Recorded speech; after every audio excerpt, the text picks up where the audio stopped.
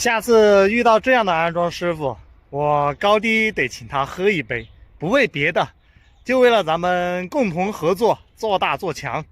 做大做强，再创辉煌。昨天打电话那个说普通话那个是哪个？是我呀。哦，那就是你嘛。看好火嘛，你说，翻个身子来叫。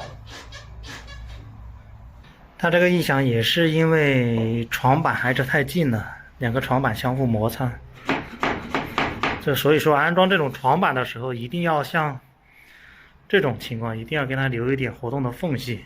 关于这种床异响，之前呢发视频有说过很多次了，无非就是安装的师傅没注意这个安装的小细节。但是话又说回来了，如果说没有安装师傅的粗心，哪有我上门处理异响的服务呢？